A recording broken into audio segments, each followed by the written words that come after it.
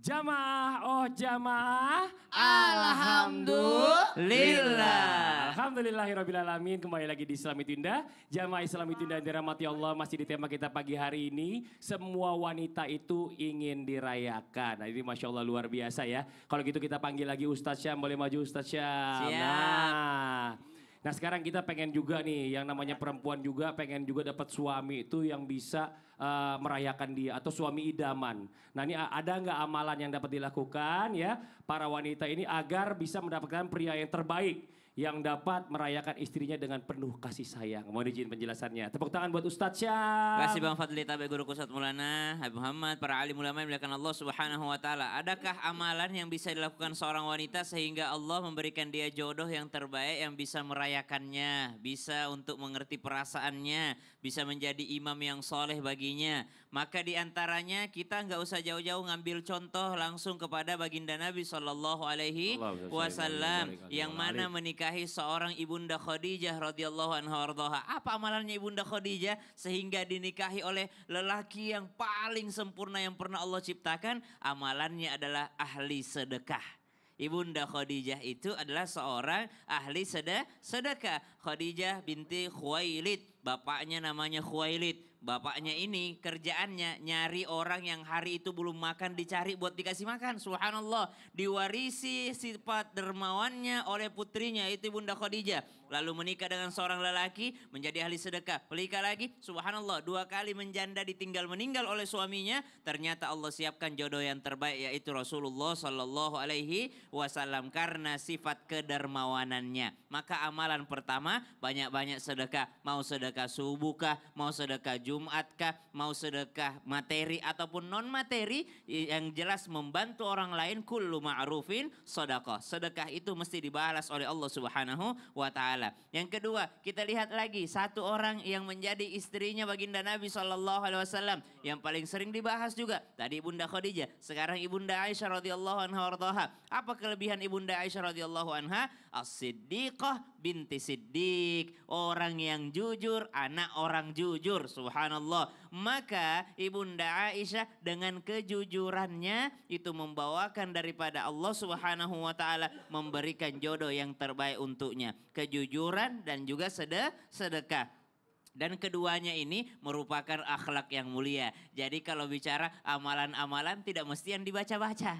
Amalan itu bisa jadi perilaku. Banyak orang banyak dibaca-baca tapi perilakunya tidak baik. Banyak zikirnya tapi tidak mau bersedekah kepada orang lain. Tidak mau membantu orang lain. Maka Allah pun melihat daripada perbuatan baik kita. Khairukum man anfa'uhum linnas. Sebaik-baik daripada kalian adalah yang paling banyak manfaatnya terhadap orang lain. Kemudian yang ketiga, kalau dikatakan bagaimana supaya dapat kasih sayang daripada suami, kalaupun nanti berjodoh dengan seorang laki-laki yang kurang baik menurut kita, bisa jadi itu yang terbaik dari Allah Subhanahu wa taala. Kurang beriman apa Ibunda Asia? Ibunda Asia orang yang beriman kepada Allah Subhanahu wa taala, menjaga tauhidnya kepada Allah Subhanahu wa taala, teguh keimanannya, tapi justru Allah jodohkan dengan seorang Firaun. Maka bisa jadi kita lihat bahwasanya ini tidak baik bagi seorang istri seperti Asia, tapi ternyata itu yang terbaik dari Allah Subhanahu wa taala. Kenapa? Dengan bersuamikan Firaun semakin diuji keimanannya sehingga menjadi penghulu nanti di surganya Allah Subhanahu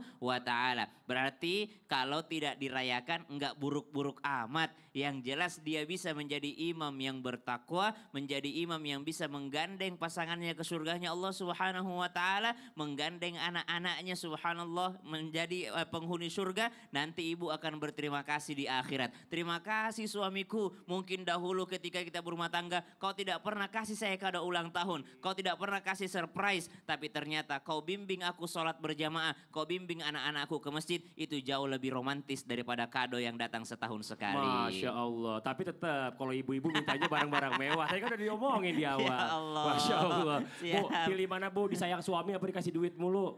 Disayang doang tapi gak pernah kasih duit. Dua-duanya. Makin banyak deh. Makin banyak Pokoknya maunya. makin akhir makin banyak Iya, permintaannya. makasih banyak Ustaz Syam. Tepuk tangan buat Ustaz Syam. Kita panggil lagi guru kita Habib Muhammad Syam. Habib boleh maju ke depan. Masya Allah. Nah nih ya. Banyak nih dari tadi kita lihat ya kan ternyata banyak banget ternyata wanita itu pengen banget dirayakan sama orang yang tersayang. Tapi kan Masya Allah kayak tadi nggak semua laki-laki itu juga bisa pengertian. Ada yang mungkin cuma hanya ngasih materi aja menurut laki-laki itu udah memberikan kasih sayang kepada istrinya. Ya kan nggak terlalu perhatiannya macam-macam. Nah boleh nggak dia merayakan diri sendirinya dengan memberikan kayak self reward gitu loh Bib. Hadiah buat dirinya sendiri. Oh. Iya, dan dia beli barang-barang mewah yang sebenarnya nggak dibutuhin juga sih. Cuma dia pengen nyenengin hatinya aja karena nggak pernah dikasih gitu seolah-olah. Suami cuma kasih duit doang. Mau izin penjelasannya, tepuk tangan buat Habib Muhammad Syahab. Masya Allah, banyak orang-orang ini terkadang untuk menyenangkan dirinya malah jadi bumerang buat dirinya. Betul? Contoh misalnya, suami itu ada suami yang memang bukan gak peka sih, memang udah sifatnya. Misalnya yang penting dia maunya cari nafkah juga kan itu hadiah. Bukan hadiah itu setahun sekali. Nafkah yang diberikan suami terhadap istri itu itulah hadiah ulang tahun dia setiap hari. Jadi bukan hanya setahun sekali. Kalau dia untuk menyenangkan dirinya, apa tadi self reward apa? Self reward. Ya, itulah ya. Kalau bahasanya sulit itu sudah usah diterjemahkan. Pokoknya untuk menyenangkan diri. Jadi ketika orang menyenangkan diri, akhirnya dia beli barang-barang yang mahal. Pertanyaannya, Bu, udah pakai minyak angin?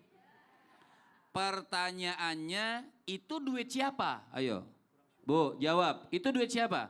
Dia beli reward apa tadi? Buat kesenangan dirinya, beli barang-barang, bahkan sampai mubazir, sesuatu yang kurang juga bermanfaat, yang penting sudah menyenangkan diri. Beli barang yang mahal-mahal. Pertanyaannya itu duit siapa? Itu kan duit suami juga, itu berarti lebih daripada ulang tahun dia.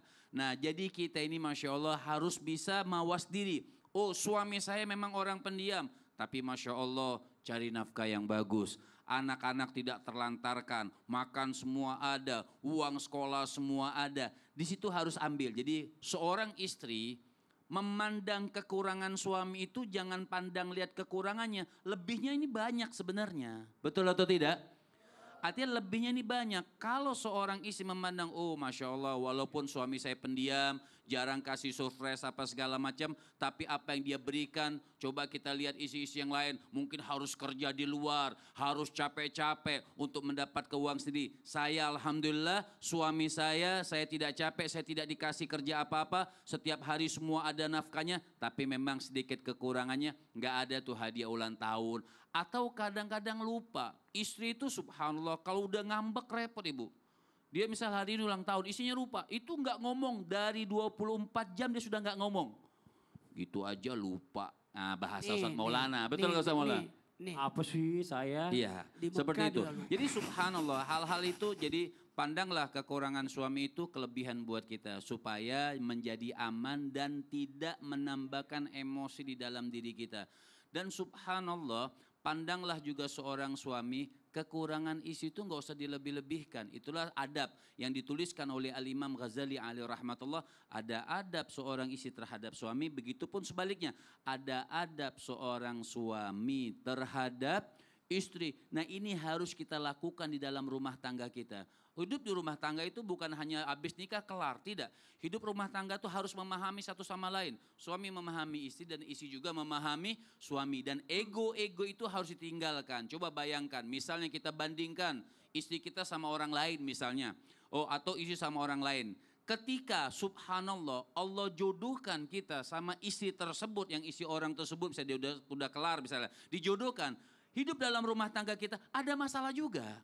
Pasti ada masalah sama permasalahannya. Begitupun sebaliknya ketika seorang istri mengatakan oh enak ya suami si fulan, oh enak ya Bang Fadli. Seandainya kita nikah juga sama dia sama permasalahannya. Pasti ada masalah. Semua pasti ada masalah. Semua tinggal kita bagaimana untuk mensukseskan merayakan kita punya rumah tangga. Masya Allah. Makasih banyak Habib. Tepuk tangan buat Habib Muhammad Syahab. Jazakallah khair. Kita lanjut lagi buat jamaah Islam itu yang ada di rumah ya. Kita waktunya kasih kesempatan lagi sama jamaah maaf buat curhat. Tapi sebelumnya kita kembali dulu ke segmen Curhat Dong Ustadz. Iya, kami curhat. Yang mau curhat boleh silakan angkat tangannya. Mana Masya Allah. Dari sebelah sini ibu boleh izin. Yang di tengah iya boleh turun. Maaf Masya Allah. Ustadz Syam, Ustadz Maulana boleh maju ke depan. Untuk menjawab curhatan. Masya Allah sini ibu dekat saya bu. Silakan perkenalkan dirinya. Fadol. Assalamualaikum warahmatullahi wabarakatuh. Waalaikumsalam warahmatullahi wabarakatuh. Nama saya Nur Hamidah dari Masjid Taklim Sukajadi Palembang. Oke, tepuk tangan buat Ibu Nur Hamidah. Ya, Ibu Nur mau curhat apa Ibu Nur?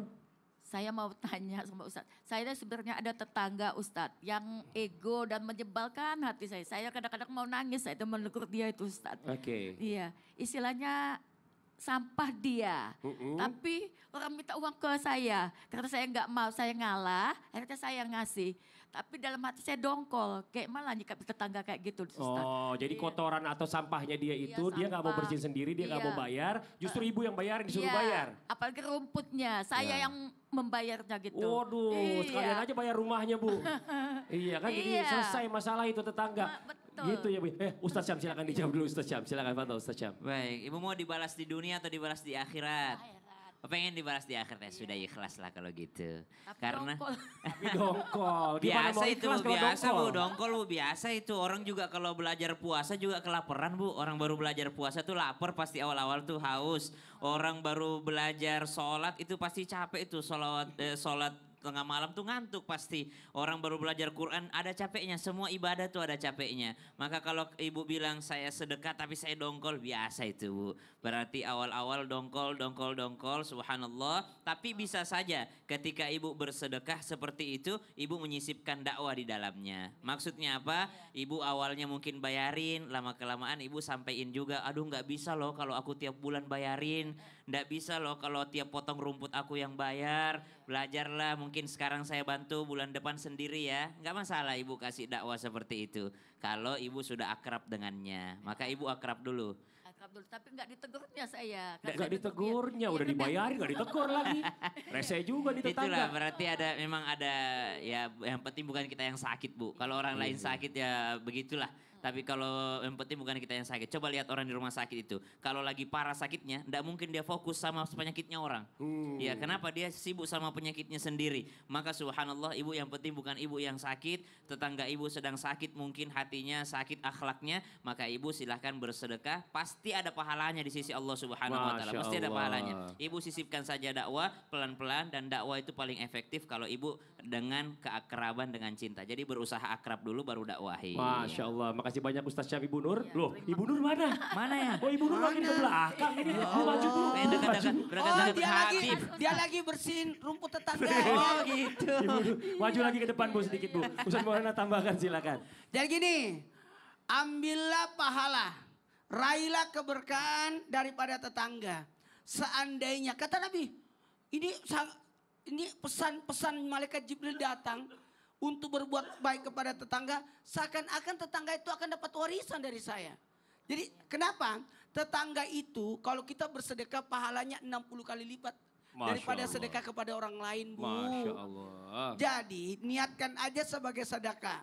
Nah kalau ada tetangga seperti itu, kita tetap berbaik sangka. Bisa jadi sampah itu bukan dari dia. Kalau dari dia, Kalau dari dia pun tidak ada apa-apa. Ah. Nabi tiap hari dikasih kotoran di depan rumahnya. Dan suatu ketika tidak ada, Nabi lantas berkata, ada nggak makanan di rumah? Saya mau bawakan untuk jenguk. Kemungkinan dia lagi sakit. Jadi berbalas seperti itu. Apa yang terjadi? Justru itulah yang menyebabkan dapat hidayah. Jadi berbuat baiklah kepada orang yang berbuat jahat kepada kita.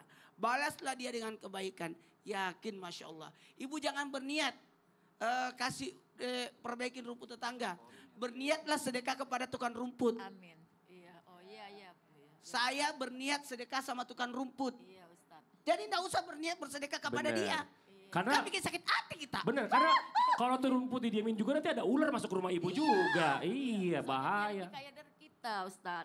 Kaya Ah. itu, Kita lebih hebat dari enggak. kita, makanya Kaya kita itu bertanding. sebenarnya di hati. Iya.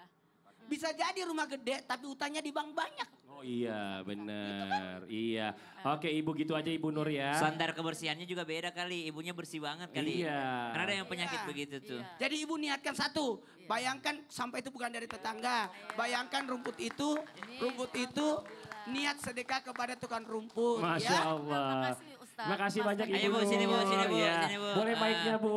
Masya Allah. Makasih banyak Ustaz Syam. Abi boleh maju ke depan. Gantian satu lagi kita mau kasih kesempatan buat curhat. Angkat tangannya yang mau curhat. Ya mana? Oh ini di sampingnya Ustaz Syam. Boleh Ibu maju ke depan Ibu. Ke sebelah sini Bu. Di sebelah saya izin. Iya silakan perkenalkan dirinya. Assalamualaikum warahmatullahi wabarakatuh. Waalaikumsalam Mic-nya agak dekat di warahmatullahi mulut, Bu. wabarakatuh. Agak dekat, agak dekat. Nama Iya. saya Septi Yunus. Iya. Nah, Septi Yunus. Ya, dari Majelis Taklim Nurul Yakin Palembang. Oh tepuk tangan buat Ibu Septi. Mau curhat apa Ibu? Ini mengenai teman saya. Iya, Ibu. Dia mempunyai suami yang sangat kaku. Kaku suaminya. Kaku yang kurang perhatian. Oh. Tapi tak materi dikasih. Dikasih. Tapi bagaimana cara si istri ini bisa bilang sama suaminya? Oh gitu, bilang suaminya, Pak Bapak kaku banget sih gitu ya.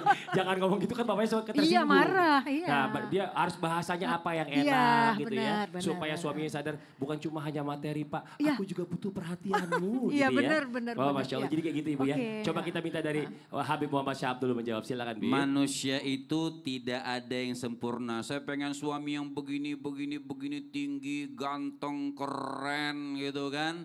Itu adanya di surga Ustadz Maulana. Nggak ada di sini. Pengen istri yang bagus, hebat, wah pokoknya gitar dah modelnya gitu. Itu adanya di surga. Manusia itu bilang tidak ada yang sempurna. Mending mana dia lemes, kaku kan dosa lemes maksudnya. Iya. Dia lebih luas ya, Iya, lebih dia luas. lebih luas tapi nggak cari nafkah, enakan mana?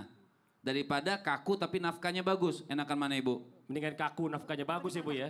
Nah, artinya kan mendingan kaku. Oh, saya pengennya enggak, saya pengennya sempurna. Dia cari nafkah juga, tapi juga lemas sama saya. Maksudnya luas sama saya. Enggak begitu juga. Enggak bisa kita milih sesuai dengan kehidupan diri kita. Artinya sudahlah. Yang ada buat orang tersebut, saya enggak nyalain suaminya. Yang penting si istri memahami. Oh, alhamdulillah lah. Walaupun suami saya kaku, tapi Masya Allah Ya. rezekinya lancar. Amin. Allah lancarkan. Semua nafkah diberikan kepada saya nggak repot-repot daripada suami saya luas tapi tidak memberikan nafkah dengan bagus. Seperti Masya itu Ibu. Allah. Jadi kalau jangan lemes juga suami. Kalau suaminya lemes Ibu ntar jadinya repot. Luas. Ustadz Maulana silakan ditambahkan. Mohon maaf, saya mau nanya, apakah tetangga ibu itu punya anak? Tetangga ada. Ada anaknya. Ada. Maka gunakanlah anak itu sebagai senjata. Senjata untuk membuat suaminya luas. Kita punya senjata, kadang-kala gini. Ada yang mau kita sampaikan kepada pasangan, tapi paling enaknya itu kita melalui anak. Melalui anak. Pak, itu anak mau jalan-jalan ke mall. Padahal istrinya yang mau. Oh. Itu caranya. Jadi anak yang dijual. Dijual kata-katanya bahwa dia yang Kata-katanya, mau. iya. Padahal istri yang mau. Oh. Kayaknya Boleh perlu ya, Ustaz ya? liburan deh. Boleh ya? Boleh. Tidak apa-apa. Memuji, meminta jangan langsung minta. Tapi puji-puji dulu yang disuka suami. Oh iya. Oh, Oke. berarti kasus itu suami ibu ya. Oh ya maksud Ibu. Enggak ya Enggak, Allah. Enggak dong Ya, ya. oke. Jadi gini, betul kata Habib tadi, tidak ada yang sempurna tapi kita saling menyempurnakan. Ah. Jadi saling menyempurnakan. Masya Allah, Ibu makasih banyak. Ya. Wassalamualaikum warahmatullahi Waalaikumsalam wabarakatuh. warahmatullahi wabarakatuh. Tepuk tangan dong buat ibunya, Masya Allah. Nah kesimpulan dari hari ini bagaimana nih Ustadz Syam? Silakan Ustadz Syam. Setiap wanita berhak untuk dirayakan. Ketika dia dinikahi, dia dirayakan dengan mas kawin ataupun mahar. Setelah dinikahi, dia dirayakan dengan akhlak terindah dari seorang suami, tanggung jawab dari seorang suami. Dan ketika seorang wanita itu meninggal dunia, dia dirayakan dengan suaminya berkata, saya ridho atas dosa-dosamu, kau tidak punya dosa kepada saya. Dan ketika di akhirat nanti seorang suami menjadi syafaat bagi istrinya, dia menggandeng istrinya masuk ke dalam jannahnya Allah Subhanahu wa taala. Maka dirayakan tidak mesti dengan kalimat-kalimat romantis secara langsung, tapi dirayakan bisa jadi dengan doa-doa terindah daripada seorang suami. Setiap dia ke masjid sehabis sholatnya, dia tidak lupa menyebut nama istrinya.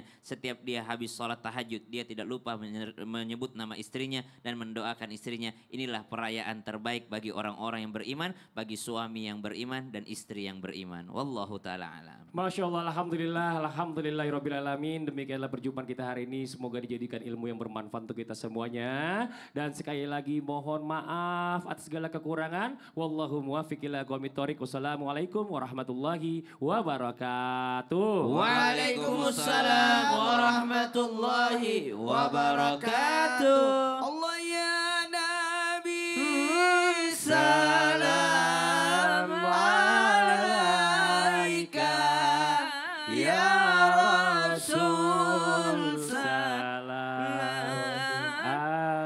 Kita mau bikin video promo dulu. Foto promo Ayo, langsung dulu aja, lah. langsung aja. Video promo aja yuk. Ibu di situ aja, supaya ada orangnya. Habib nggak mau ikut. Ustadz Cecep tengah, ayo. Ustadz Cecep. Ayo, 1, 2.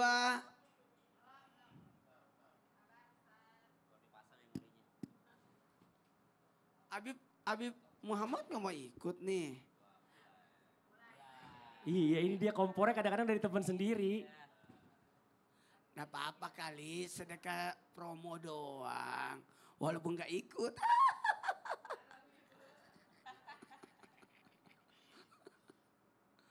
Beb, kayaknya baju yang dipakai ini baju waktu Habib gemukan ya.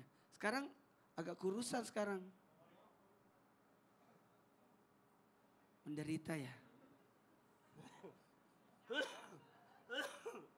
Dulu Habib gemuk ya, sekarang kurus. Menderita ya. Orang ini mulutnya ya, kadang-kadang. Ada benernya.